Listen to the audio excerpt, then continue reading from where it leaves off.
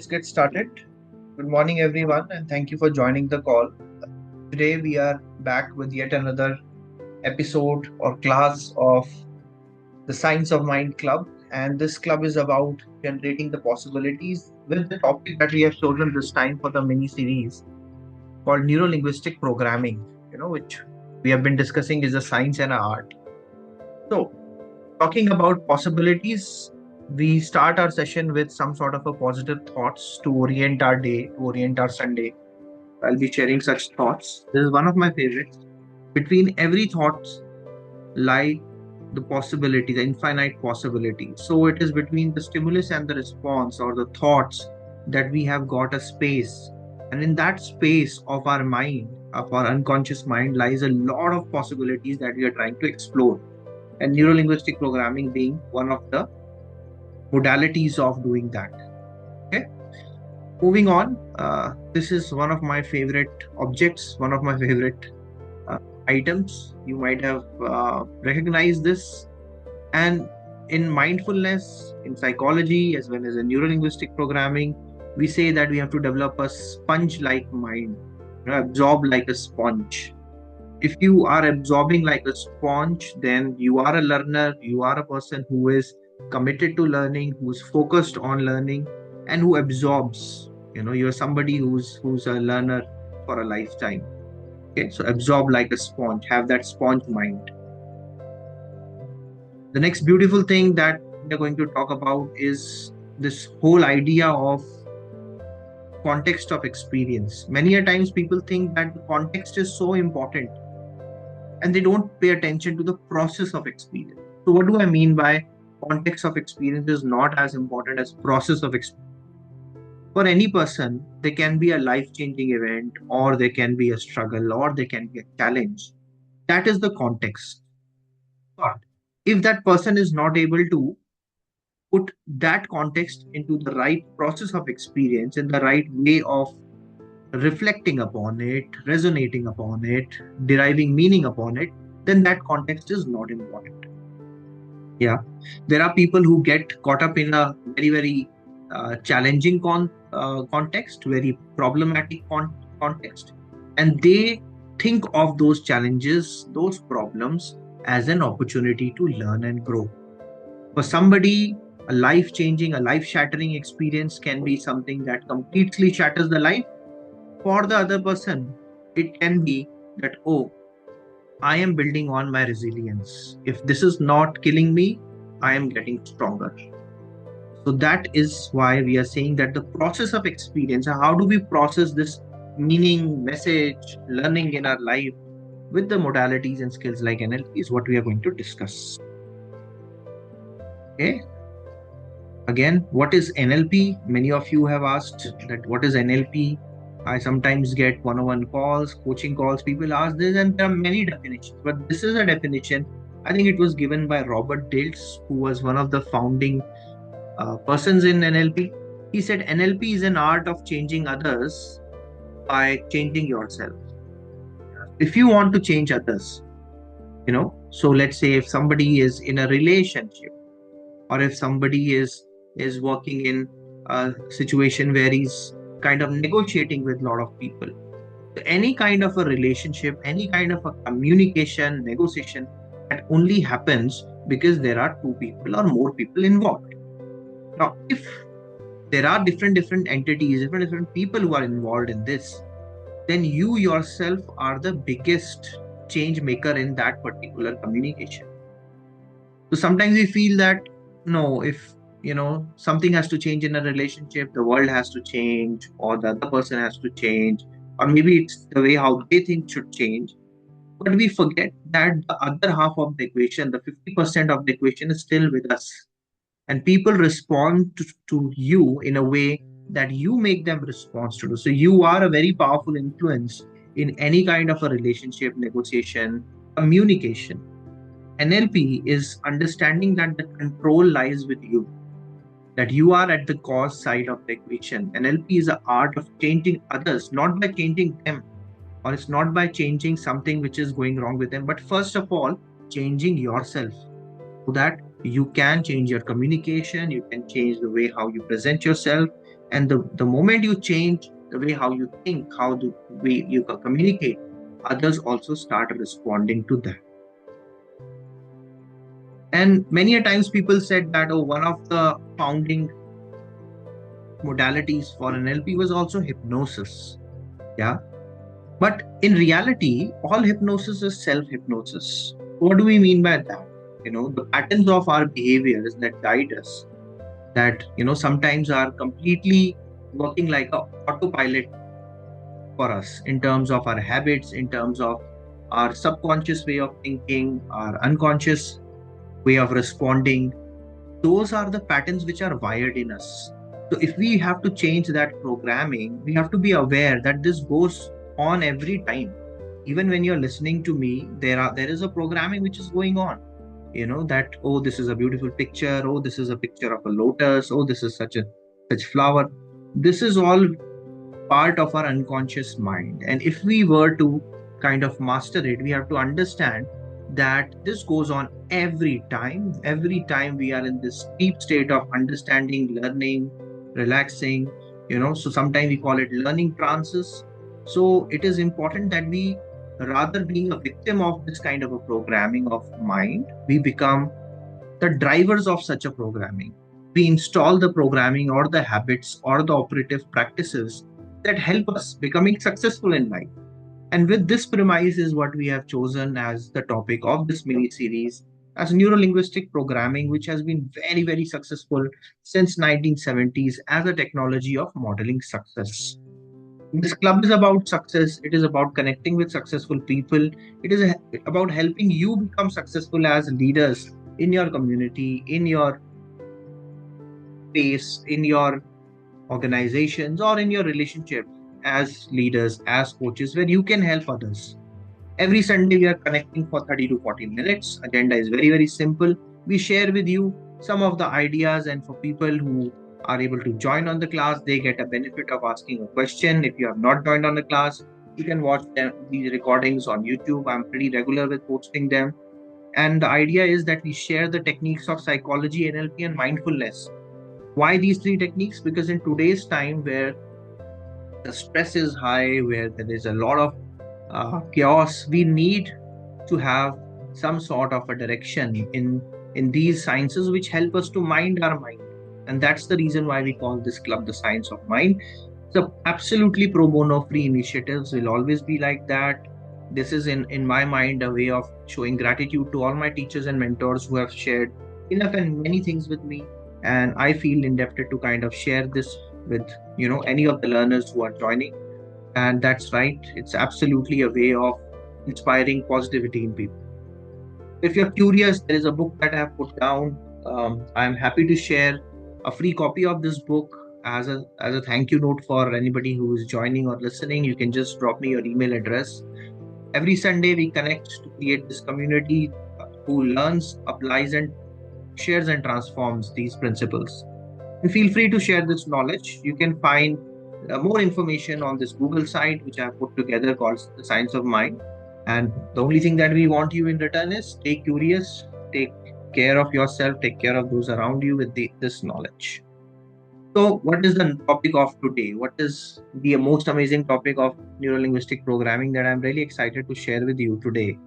Now, this topic is again connected with the larger theme of NLP mindset. So, last three classes, we have built by sharing some of the basics of NLP as well as the mindset of NLP. Now, today is a very important topic, which is the whole reason why NLP exists, is because NLP is a science of creating and modeling excellence.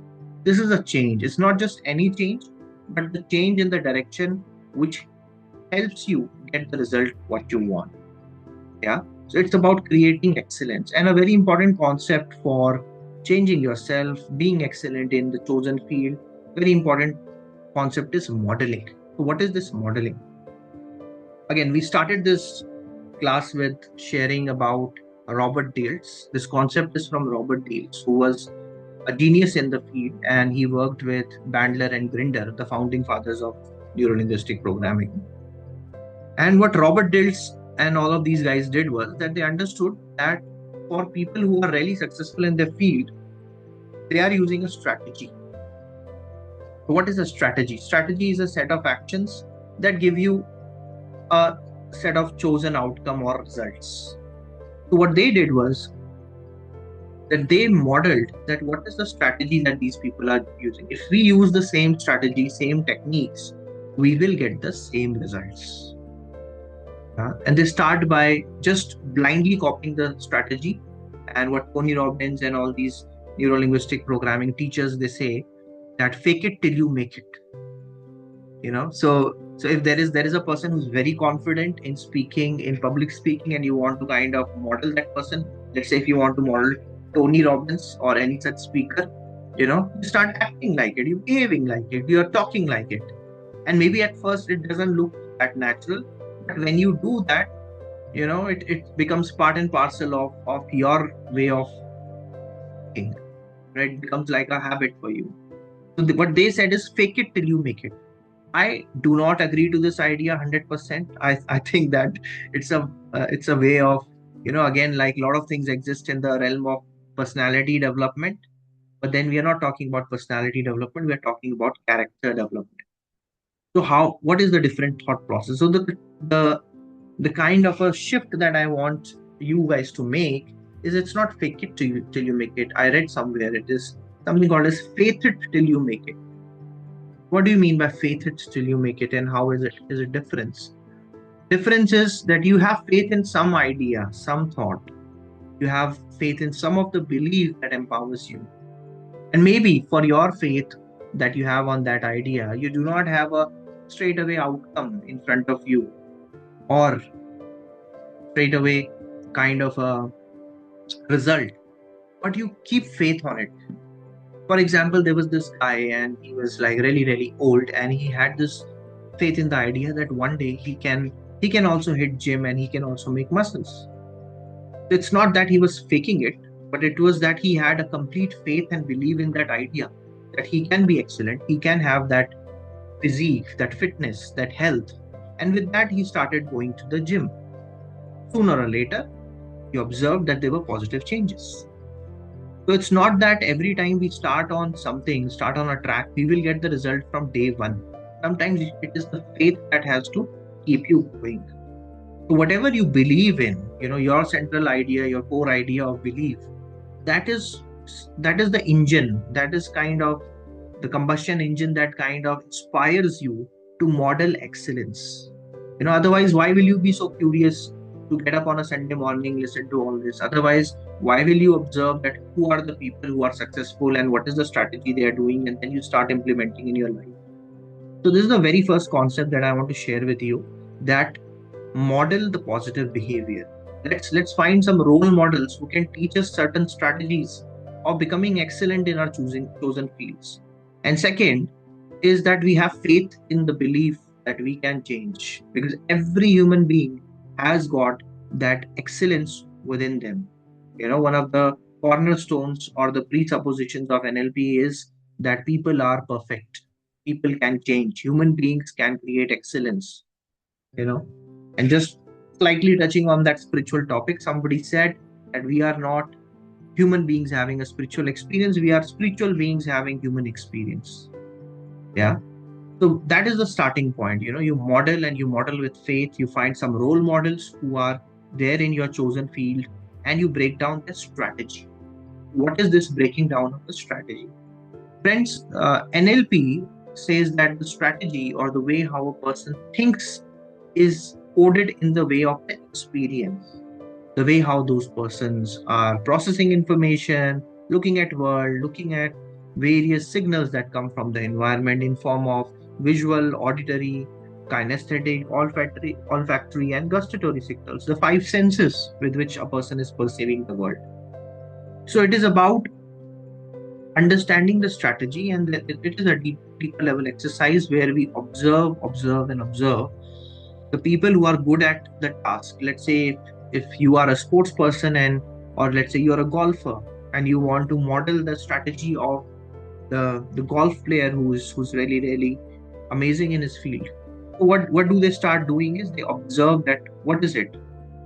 How is the golfer, let's say, whom you want to model? looking at the ball, and before he's looking at the club, what is going on in his mind? You know, is he looking at uh, the target? Is he looking at people around him? Or is he just taking the sense of the field which exists in front of him, which is full of possibilities? And then, with no doubt in his mind, he waves the club. And at that opportune time, when the club hits the ball exactly goes to the point where the target is, and he kind of hits the best shot. So how do you break a strategy is about deeply reflecting, understanding that what is it that these people are doing. Yeah. And the first point or the first step to start that is is right at the very basic level of our human experiences, how they are seeing things, how they are feeling about things, how they are hearing and responding, what they are saying to themselves, how they're feeling, and what goes around them. So that's about breaking a strategy and clearly articulating, understanding what are the steps. Okay, so maybe, like for example, again picking back to the example of golf, because that happens to be one of the areas where people really say that it's a mind game, it's a game of mastering your mind. You may pick up a book, let's say, if you want to understand the steps of let's say the biography of Tiger Woods. Okay, and then you are also deriving certain understandings and meanings out of it. So that is one of the steps to understand the steps. Okay, and it is important that we understand these steps. Maybe the other way in which you can do it is, let's say, if you can afford it, there is a golfer who you admire, you ask the person to mentor you, and what they are doing in that mentoring, in that coaching, is that they are breaking down these steps, breaking down the strategy so that you can understand and apply it. But out of all those steps, out of all the process of the strategy, the most important is these three topics which are on the screen now: mindset, skill set, and tool set. So, what do I mean by mindset, skill set, and tool set? Let me start first by tool set. Tool set is the set of tools.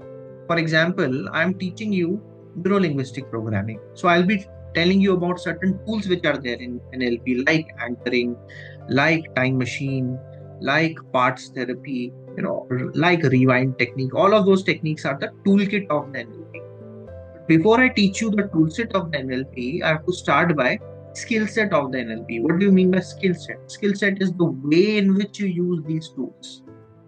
The way how you do it.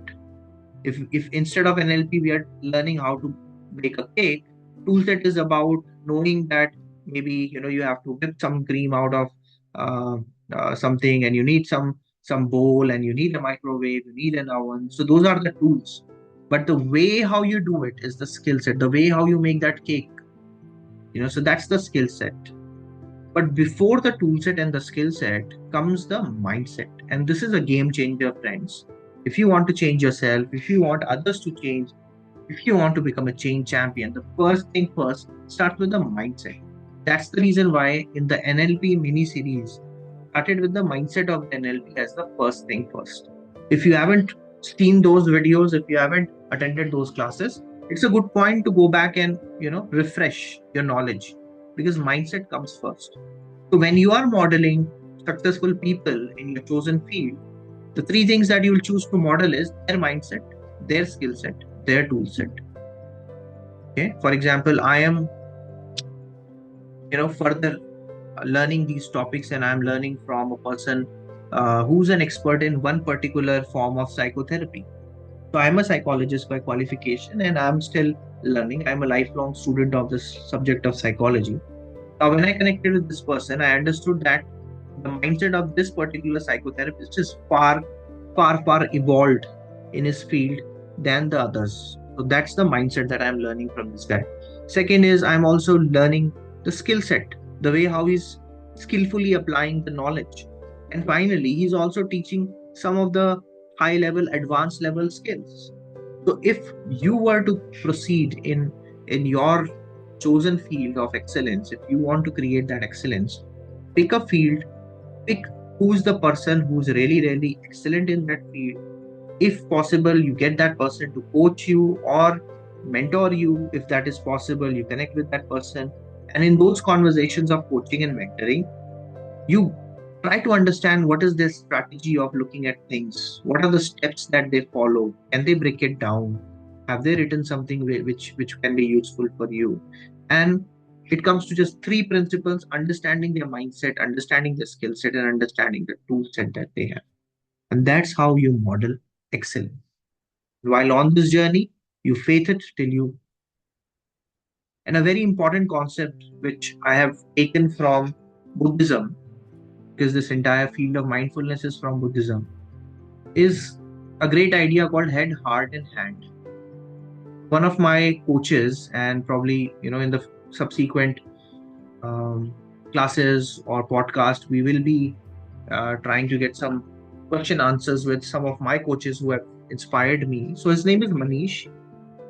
He's a poet. He's a poet for change. He's a poet who is writing healing poetry. You can find his work on Amazon. There's a book that he has written by the name Trading Armor for a Flower. Wonderful book. And in that book, and he talks about this concept, which I personally feel is a Buddhist concept. It's called head, heart, and hand. How will we be able to create a life of excellence? How will we be able to create excellence in our life? This will happen when these three H's, head, heart, and hand, they integrate. What is about integration of head, heart, and hand? So head is about being mindfully present in your life. Head is about being really, really conscious and aware, increasing your consciousness and awareness. That is about head. That helps us create excellence. But if you only focus on head, then you'll not be truly excellent, because there are other areas that you're missed. Biggest area being heart. People who are really, successful change makers, excellent in life and relationship, they have an open heart. After open head, open mind comes the open heart. Open heart means developing that empathy for yourself, for others, for the whole planet. Okay, so how do you build that empathy? How do you connect with each other heart to heart? That is the second aspect of being excellent. And when head and heart are aligned in any of the work that you do or in your life, then the third thing that can be is the open will or the open hands. Where you're helping people with open hands, you are showing gratitude, where you are lending out your hand to the next person. And it's about taking that action without even kind of getting caught up in a lot of these biases and traps of life. Taking an action which we call as the true move, where you're absolutely true to yourself and you make a move. Is someone who personifies in my mind as a person who has synchronized head, heart, and hand. One person who comes in my mind is from the field of martial arts. His name is Bruce Lee. And if you read some of his works, some of his quotes, if you try to go through his biography, you will find out that okay, what is the strategy? What is his mindset? What is his skill set? What is his tool set? Amazing book that he has written is called The Tao of Jeet Kune Do. He's not talking about fighting, but he's talking about the mindset of a winner, mindset of a person who's a lifelong learner. So to integrate head, heart, and hand is the final thing that I want to share with you for creating excellence in your journey as a learner, developing yourself, is you can think that how you can increase your awareness with an open mind or open head, and how you can increase your empathy and how you can open your heart to reach out to others. And finally, how you can make that true move by an open will or open hands. Yeah, so this is where I want to leave you with a slightly philosophical but really, really useful and metaphorical way of looking at excellence when you look at your life. And it's all about modeling and remodeling success. It's about hope. It's about that in your time for change, you don't give up, but you just look at things from a different perspective. You know, I think it was Pablo Picasso who said that when I run out of green, I start using blue. Okay, so you have to look for the possibilities to create excellence. So on that note, I'll take a pause here. We have come to the right end of our Sunday's class. I hope that it was not a very heavy session for you, but the journey ahead is full of positivity, adventure, lifelong learning. If you have any questions, I'll be happy to answer your questions. Please feel free to share this with others. Take care of your parents, your loved ones around you, and keep learning because learning is fun. Yeah, so that's all about the session. I'll take a pause here. I see few of you on the call. If anybody would like to ask any question, maybe I can use the next 5 minutes to answer.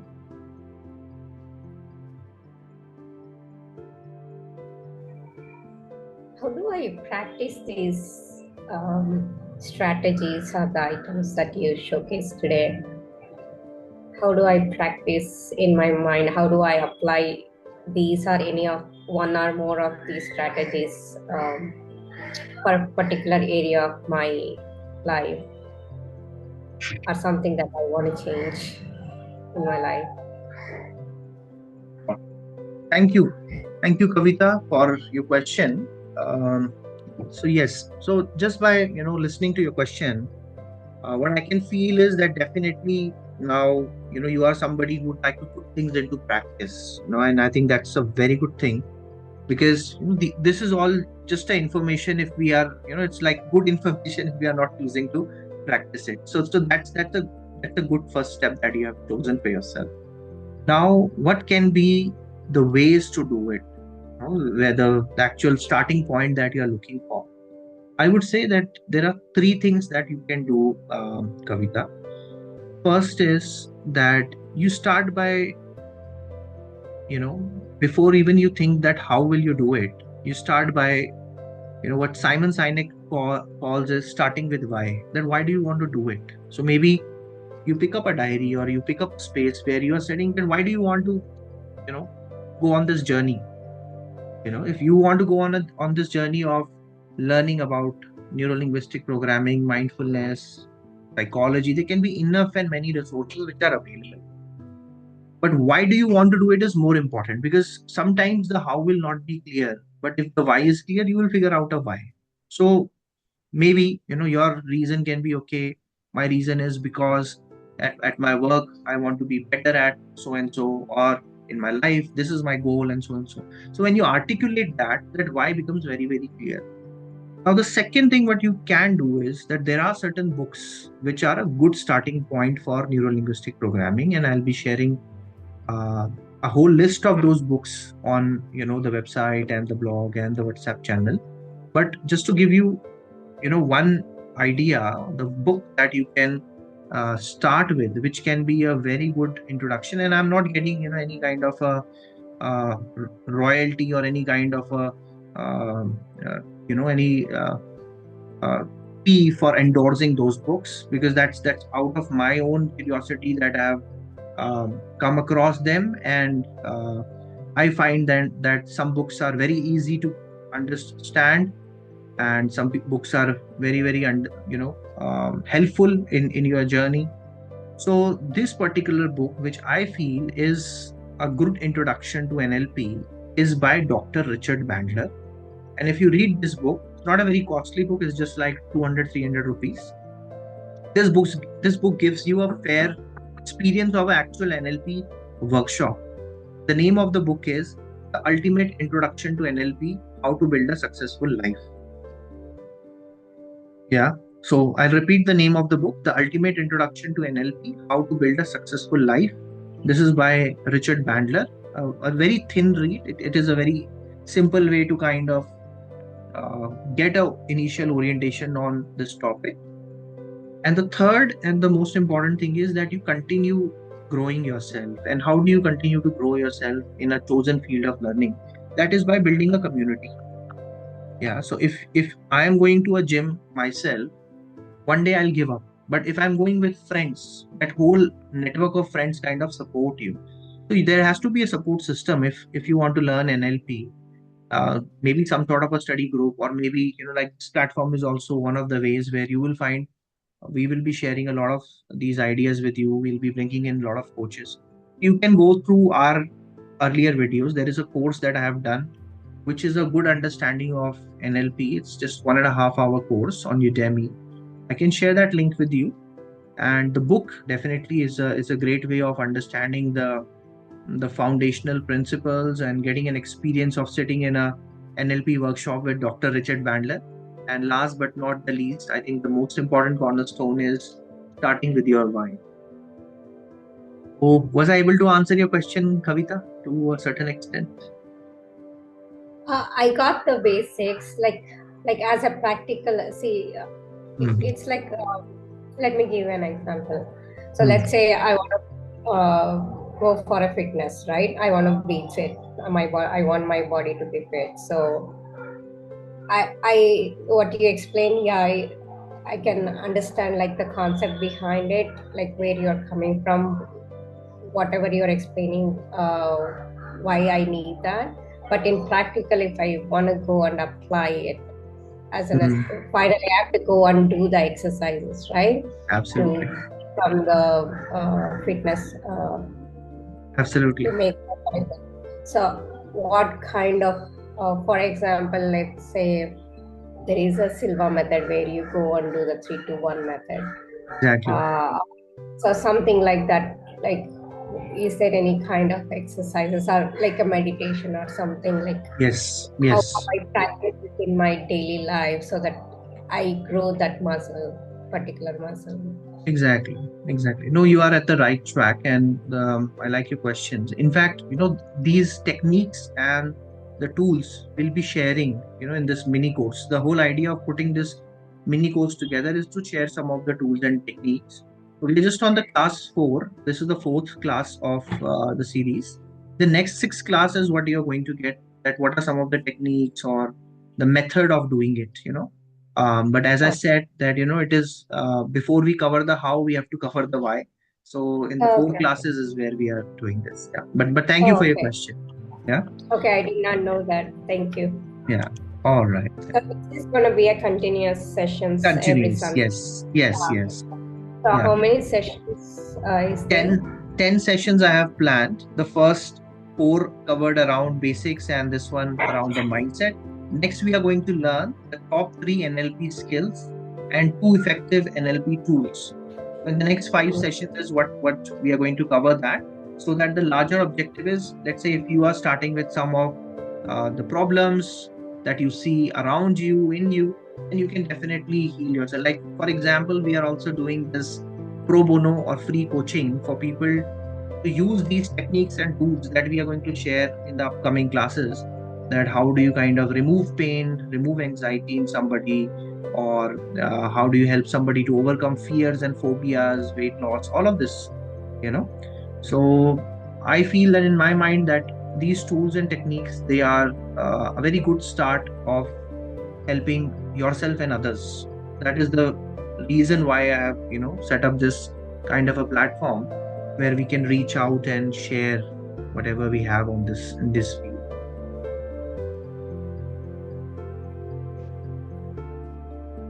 Sounds great. Thank you. So thank you for your active participation, Kavita. I think we have just come to the right fag end of the session. And yeah, I look forward to hear more from you and more from our listeners who are listening to this podcast. We'll be, as I said, we'll be covering more techniques in the sessions to come. There are 5 more sessions, and somewhere we'll also start a series where we will introduce you to some of the coaches who are doing very well in the fields of NLP, psychotherapy, hypnosis, mindfulness, so that you can learn from you can learn from their strategy of success. Okay, so there is a whole roster that I have prepared of such people who can come and share the learnings with us. And all it requires is that we just keep on learning and growing together. Sure, I'm looking forward to it. Thank you, Kavita. Thank you All so right much. then. Thank you for your time. Have a wonderful Sunday. Thank you. Yeah. Bye bye. Bye.